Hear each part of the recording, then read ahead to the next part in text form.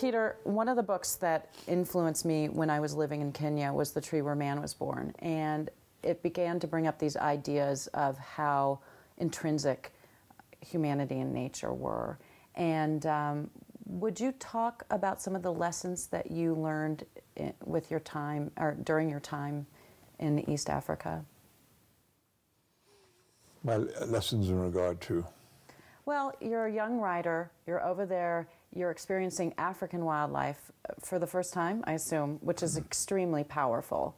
You must have been putting together ideas you're dealing with empire and the residual impacts of imperialism. You're dealing with wildlife that's beyond the imagination, and you're dealing with some of the most wonderful and very you're dealing with cultures that are wonderful and very simple in the way that they live so close to the land without a lot of. They're unfettered. I think is what I'm thinking. What did you take away from that experience? That book was magnificent, and I want to know, how did it impact you? Very, very powerfully. I mean, Africa is just it's the morning of the world. It's an overwhelming experience, and especially if you're interested in wildlife and conservation, there's so much to work with, and the people are extraordinary as well.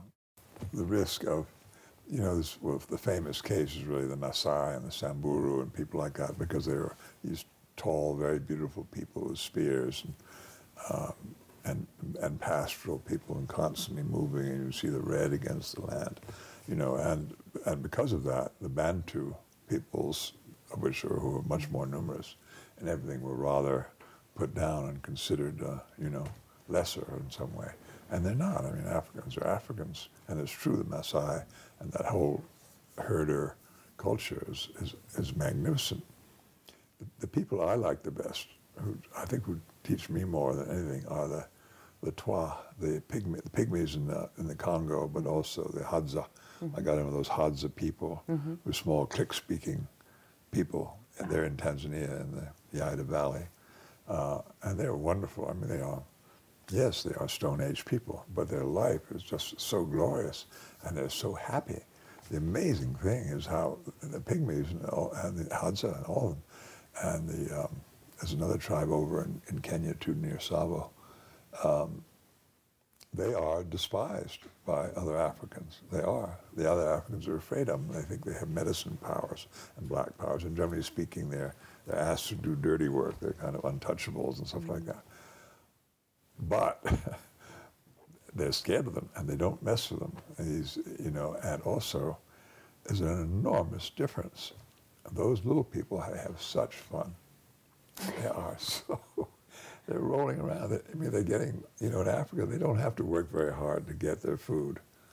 A certain amount of hunting and the plant gathering. The baobab tree produces virtually everything. The tree where man was born.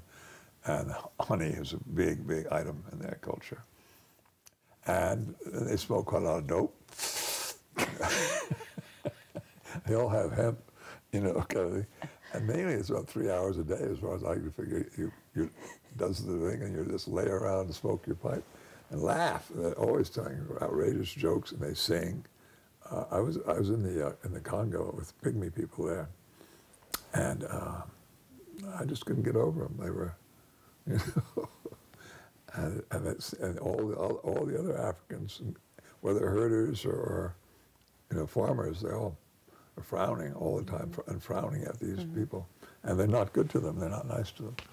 But Africa has such a terrific variety of people, and you see these crossovers, and then there are people, these strange people up near Ngorongoro, who look like Ethiopians. They don't look like any of the rest at all.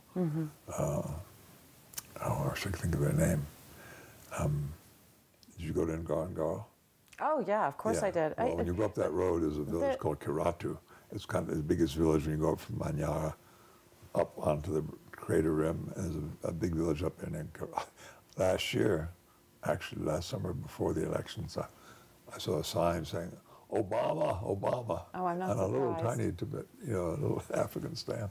But anyway, there's a road right there that goes south, and you go see Mbulu, Mbulu people, and they are a strange, strange culture that isn't anywhere else. So you have, and around that area, you have four different, you have Bantu people, you have the Maasai, there they call them Hanang, I think there's a different name for them, Watandiga. Now the Watandiga are the Hadza, they're the little people, and these strange people from the Ethiopian. It's fascinating, all that just is lovely, and I find Africa, and especially that part of Africa, so beautiful. Yeah. So you have so much going for it. Oh, I agree. I think it's it's really amazing, and I went to Africa for the first time when I was 15 to collect reptiles and insects for the Cincinnati Zoo. So it was unbelievably moving in terms of my personal path. It just it really cemented this interest. And after returning, David and I went back to Kenya last year to spend time in Samburu with Ian Douglas Hamilton and Oria.